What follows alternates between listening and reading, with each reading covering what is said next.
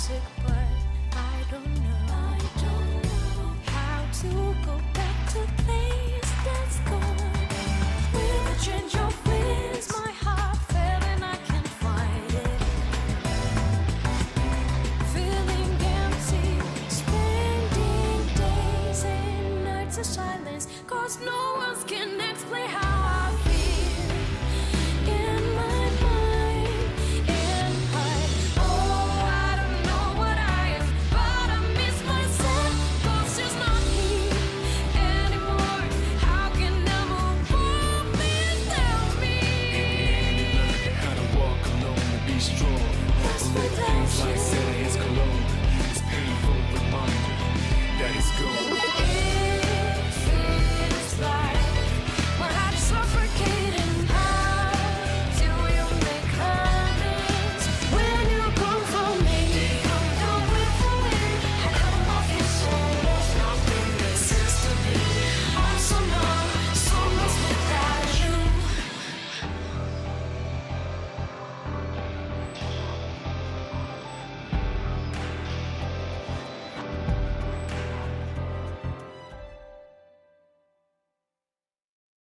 Yukari was on the hospital bed, just starting to wake up from her fight with Fu. And so she's just like, what? And so Aoki's just like, you're finally awake. It's good to see you're still with us, Yukari. And so she's just starting to collect herself, basically kind of realizing what's going on. And she's just like, wait, where's Shoko?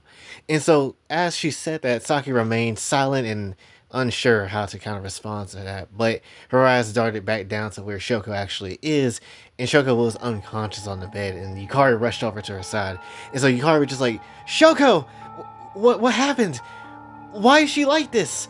And so Saki's like, I'm sorry, Yukari. And so Yukari just like, why? Why is she? And as she looked up, she froze. And Saki already noticed the change too, because Yukari saw Fu that was basically knocked out ever since the battle had ended, right across from her. And with that in her sights, she started seeing red. The same person that hurt her sister, Yukari's mood went entirely cold, walked over with the intent to kill Fu. And Saki was just like, Yukari, wait! And so Yukari was just ready for it, but then she was stopped by Aoki. And Aoki was like, in any other situation, I wouldn't stop you. But you need to calm down. This bitch hurts my sister.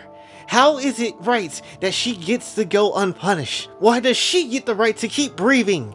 And so Aoki's just like, she knows about despair and even told Saki about the multiversal essence origin. She knows things that we don't know.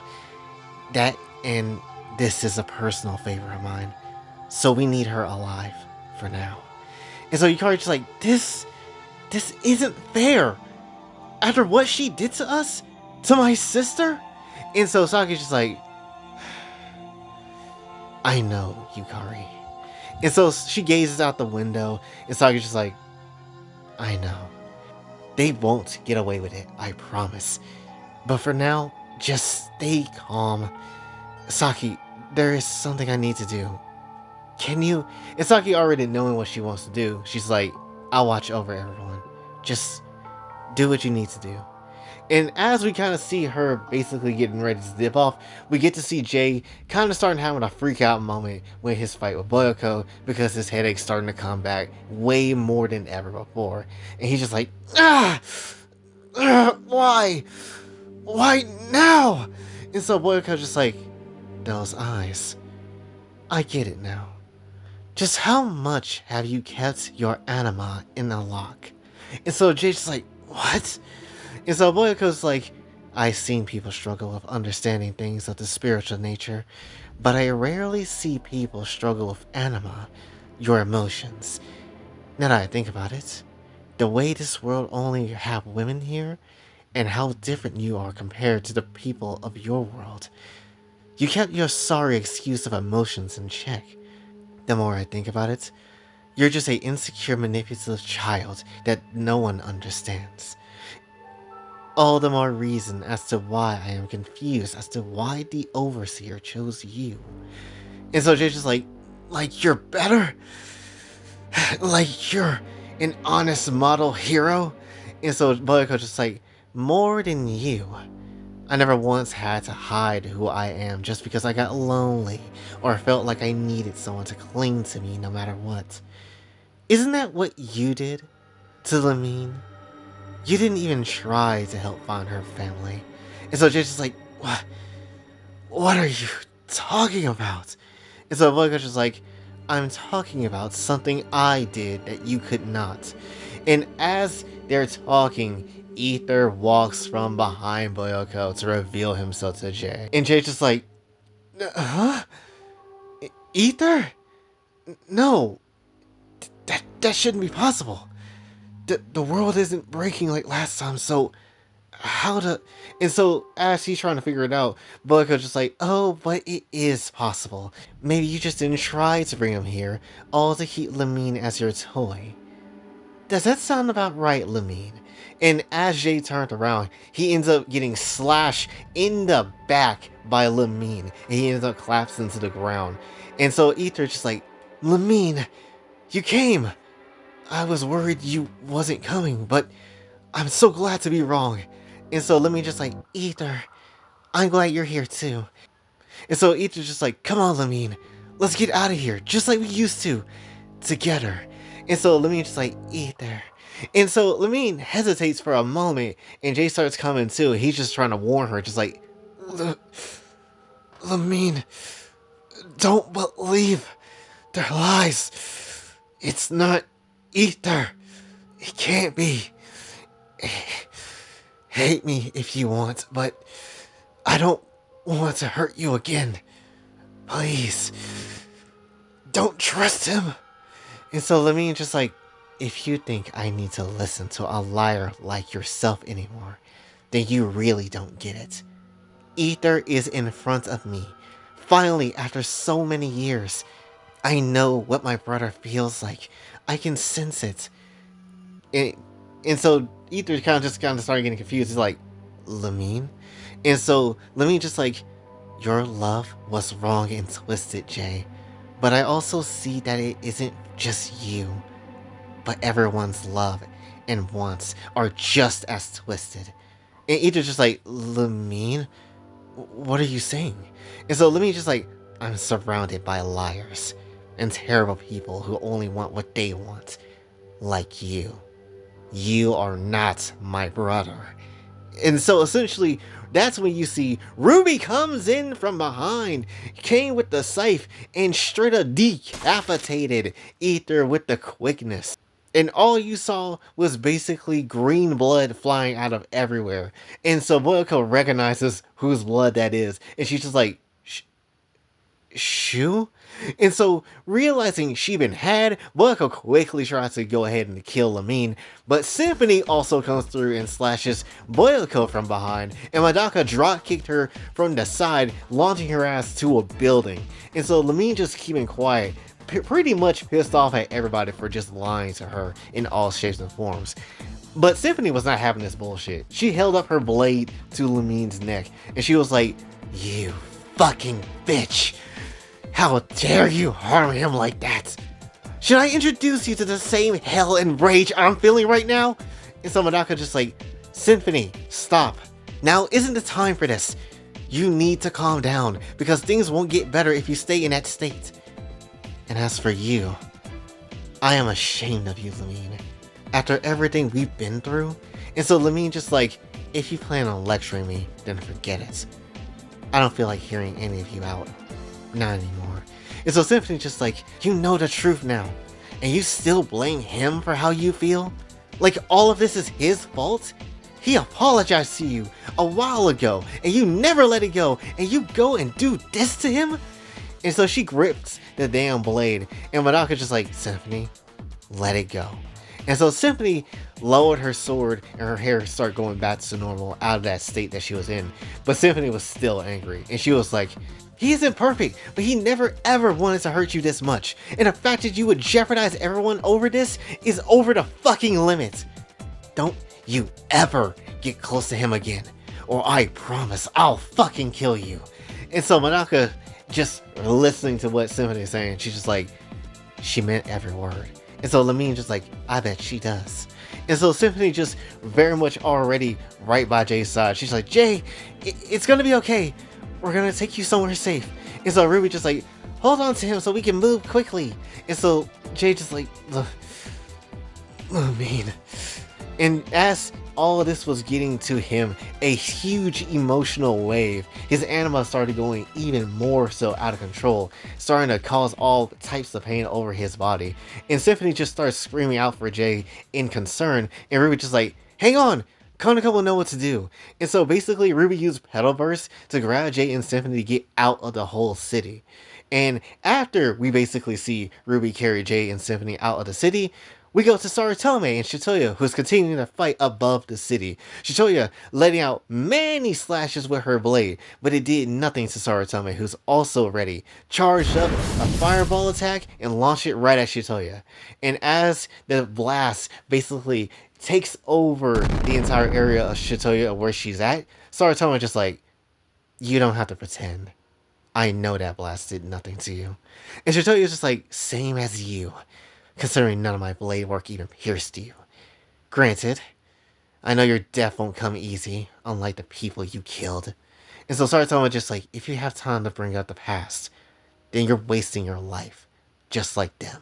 And Shitoya was pissed about this, so immediately she got into her face, and she was ready to stop her, but then gravity around her halted her in place.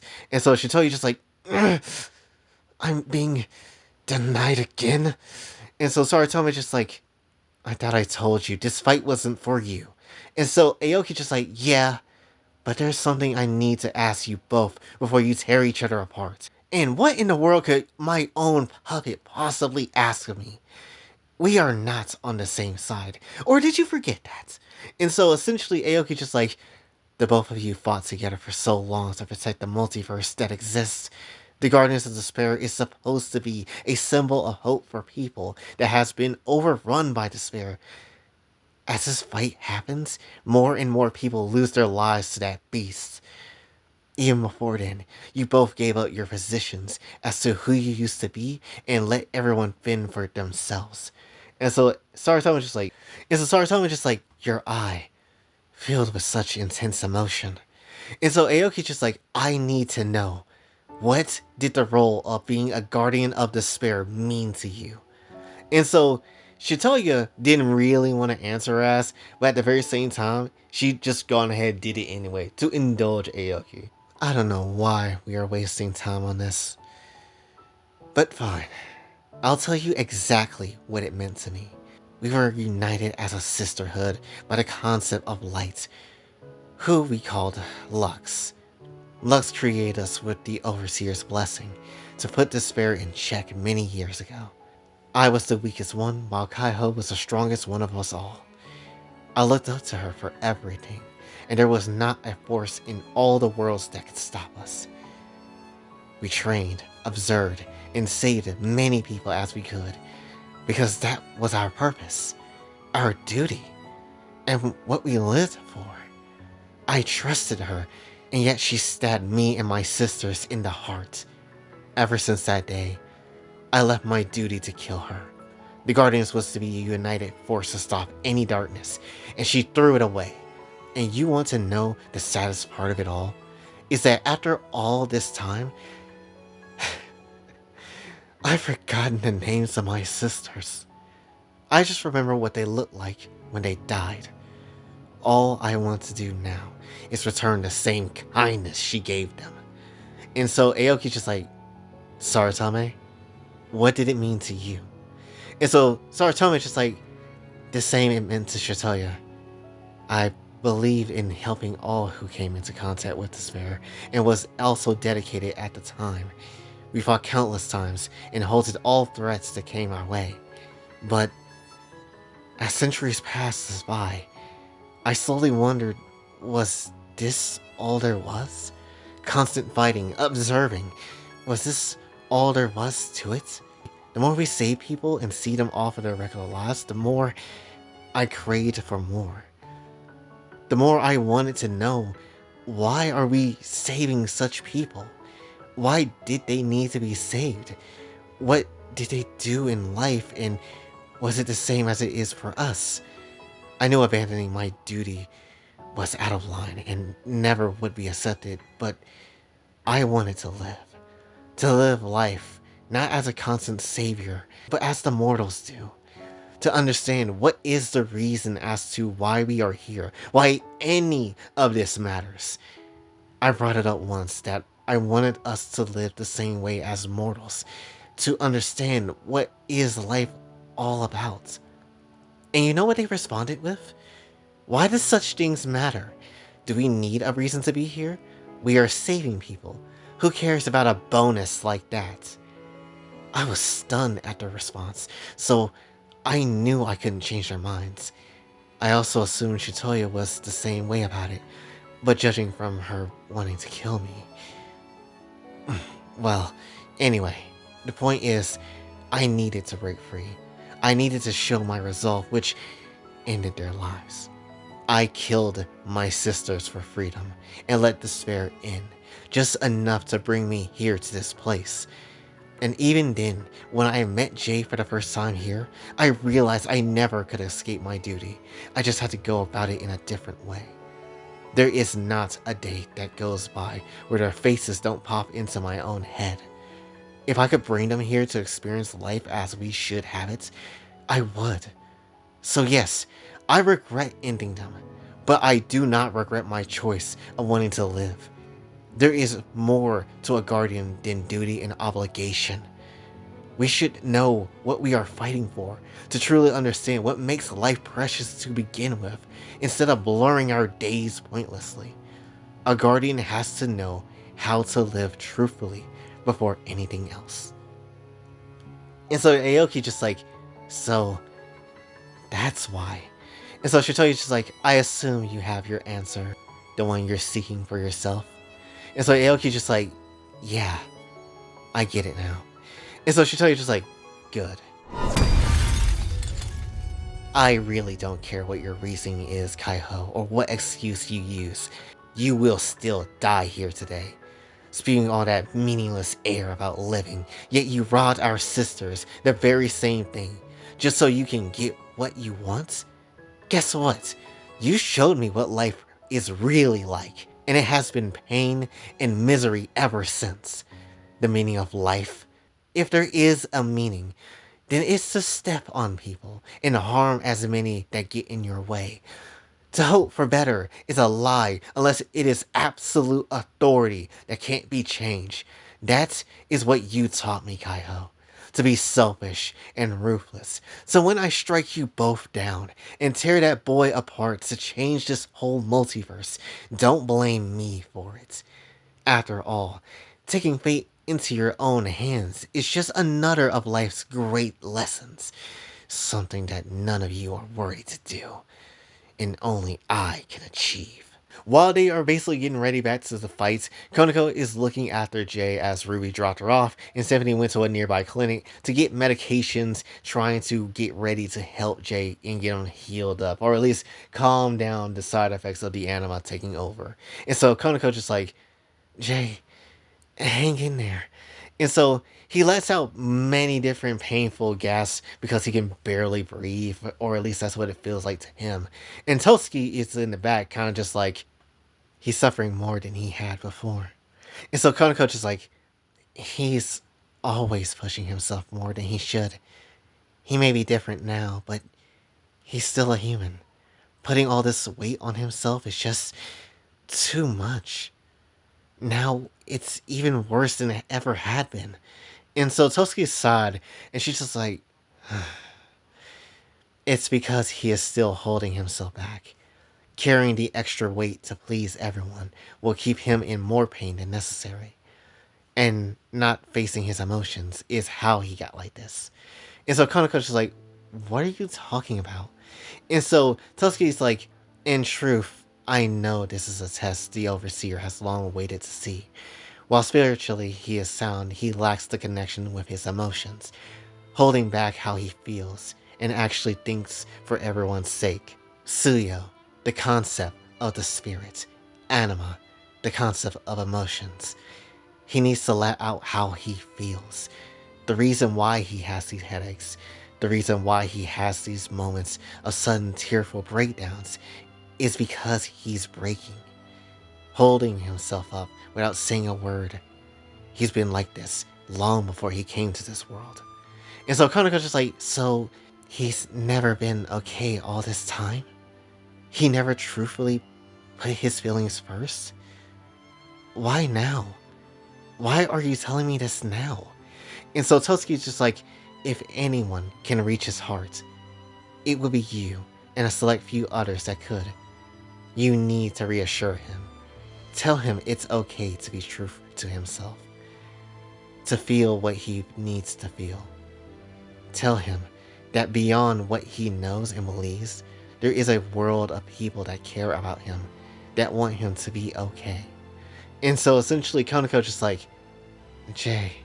And so she took the seat right by her and sat back down and just started pouring her heart out to her husband. And so she's just like, do you not think people care about you? That what you think doesn't matter? Jay, so many people are here because of you. And so many people want to see you be okay. To be your truest self. I don't want you to abandon who you are, but to be honest with me, with all of us. Symphony loves you so much that she's putting her body through hell just to keep the pain away by experimenting with drugs on herself for effectiveness. She's doing this all for you. Shion is praying for everyone's victory, but for you to be protected most of all. She's pouring out her heart for you, out of love. Sage is watching the fighting and is keeping track of the spare, and most importantly, keeping track of your condition. All because she cares about you, and so many others that are here are like that. We all want you back, not just for this fight, but for the real you that can materialize. So you don't have to hold yourself back on who you want to be. So please, Shay, if you can hear me, come home. Show me who I really married. For better or for worse, I really want to see and get to know you. The real you.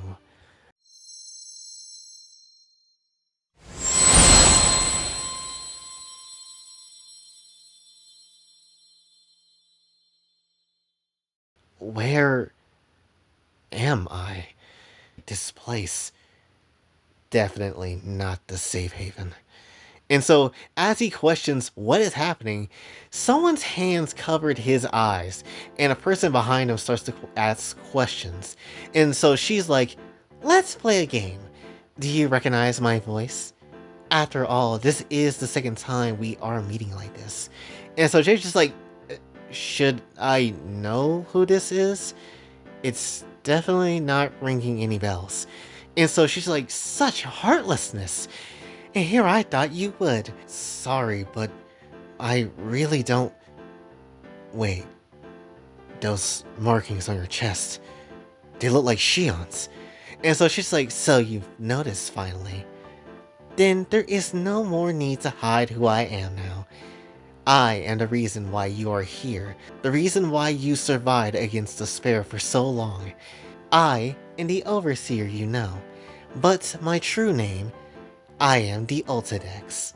And so Jay's just like, the Ultidex? Now I really feel lost here. And so the Ultidex is like, seriously? You really forgot my voice from the time when you first came here from that world? And just like, no, Bell's wrong. How peculiar. Or is this a tactic you're doing? Perhaps if I show you my breasts, that will get you to understand things. And so Jay's just like, no need. I mean, you know, maybe later, but I really am confused here. And so the Ultidex is just like, oh, but I am not confused about you. After all, it is the spirit that wants you. And along the way, others want you dead and take my own power for themselves. And what's more, you keep holding yourself back. And so Jay's like, what? And so the Ultidex is just like, you haven't tapped into what you really are because you're scared to do so. In truth, you aren't comfortable with who you are. And so Jay's just like, things are fine. If things were fine, we wouldn't be here right now, nor would your emotions be such a struggle to bring out right now. Is that what you tell everyone and yourself? The truth is, you haven't been fine in years, and you bottled so much emotion and guilt away from everyone, even yourself. Tell me, when you can't hide away from yourself or your actions, what can you do? And so Lamine is just coming out of nowhere. She's just like, you can only face it head on. Face the truth. And so Lamine walked behind Jay, and he was just kind of surprised. He was like, Lamine? You're here? And so he stayed silent for a moment, but kind of already knew what he needed to say to her. And he was just like, I'm sorry, Lamine. I really didn't. I really don't know what else I can say. I lied to you about finding your brother, and you did find him. I just wish I never lied to you in the first place about bringing him here. And Lamine was silent, but she broke her silence quickly and basically was like, you promised me you'd bring my brother here to me, and yet you couldn't. When I attacked you, sure, it was to get you out of there, but it was also because I really hated you. So of course, I joined Boyoko's side just to see him again. But then, that became another new lie. You don't have any idea of what it's like to miss family, to be with them again. Did you forget where you came from too? The family that also misses you as well? I want him back. More than anything, and what I saw only a few moments ago was a lie. I didn't sense anything in that person but despair. That wasn't ether, but that realization just made it all the more hopeless for me. I was given false hope after false hope, and after all this, I had enough of all of you. All I have is memories of my brother. I honestly don't even know why I am here anymore. And so Jay's just like, Lamine. And Jay wanted to reach out for her. And Lamine's just like, and yet, despite all the lies and hurts, I still chose to be here. In front of my deceiver. And so Jay's just like, Lamine, I never meant to hurt you like this. If I could take it away, I would already. And so the Ultradic's just like, and that is your problem. Everyone says what they don't mean until it's too late. Your insecurity for losing Konako shifted to keep Lamine in your cage, unintentionally or not. Everything has a consequence. To what you do, and my power is no different. The multiversal essence, for example, my power to alter and shape fate, has done irreversible damage by how you used it. Correct me if I'm wrong, but a long time ago, I believe Lamine was mad at you for using such power by bringing fiction to life. There was a cost to that, which shifts the multiverse dramatically the more you used it. Fate isn't meant to be changed so easily, but by through effort and hope. You've forgotten that. Because of how many people are in that world now, and they overused of it, all it has done is amplified despair's power and thrown the multiverse out of balance, making life more harder or 5 times worse than what it should be for all mortals in every universe. And Jay hearing this, he was just stunned by this information that using the power basically doomed the entire world and create despair to be even more powerful. And so the Ultradix was just like, your family might be going through hell as we speak, but even then, that doesn't matter now. Because of the overuse of the essence, the you that once exists in that world, the one you came from, is no more. Even if you returned, the person and identity of who you used to be is now erased. In a way, you actually became a character. And so, Lamine was just like, that's what I was worried about back when we were trying to save Konako the first time. But I doubt you'd listen. And so the Ultradex is just like, I never thought in such a drastic twist that the very person granted with my power would end up being the grand destroyer of all things. And so Jay's just like, I made things worse? How is this possible? And so the Ultradex is like, simple. because you rely on others for love and encouragement instead of knowing what it means to care for yourself. My power was never meant for hiding or denying the inner self. My power chooses people of purity, and in your case, a person who is purely yourself. And it doesn't play nice when forced to hide and be manipulated like it has been. It's also why you haven't gotten any stronger, and why your anima hasn't been in control as it should have been. And so, lucky for you, there is a way to unlock said power and change things around. And so Lamine is just like, it's true. And it's the real reason why I am here. My powers can purify darkness, as you already know, and I can do that for you so you can stop the current fighting. When I purify you, the concept of anima will awaken, giving you the strength and heart needed to save everyone. However, it'll be too much for me to handle, resulting in my death once I break your heart free of those tied up emotions. And Jay turned to her in disbelief immediately, and he was just like, you'll die? Lamine, don't do this. I don't want this. And so Lamine just like, Jay, this isn't about what you want anymore. This is about protecting everything we have built up for all this time. My mind is all made up. And so Lamine grabs Jay's arm, and he's just like, Lamine, please, don't do this. And so Lamine's just like, funny. I said I hated you, yet I'm doing all this to save everyone.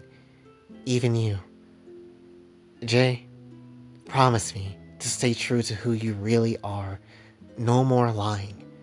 You want my forgiveness? Then promise me this, and beat everyone that threatens to harm everyone we care about. And so Jay's just like, Lamine, no. Lamine, I... And so, as Lamine started to use her own power to basically help him out, Lamine's body faded into his own body, and she was confronted with his despair self. And so, essentially, she just starts walking ahead to him, and was just like, sorry to keep you waiting. In fact, you've been waiting a long time, huh? And she grabbed his hand and started purifying him. And so the despair version himself starts to wake up, and he sees what she's doing but doesn't stop her. And so Despair Jay's just like, are you sure this is what you want? To save someone that isn't worth it? And so Lamine just like, I never knew you to be so edgy. You can drop the act now. This time, wherever you go, I'll go. I won't let you be alone anymore. And so the Despair Jay heard her voice being calming and honestly started to begin to cry, but he didn't show her his face. And he was just like, thank you, Lamine. And as she basically finished purifying his heart and his whole entire just inner self, Jay started to let out all his emotions, his anger, his regrets, his sorrow, everything that basically he held up in his own heart for years, all in this one moment. And he just like, Lamine, I'm sorry, I can't.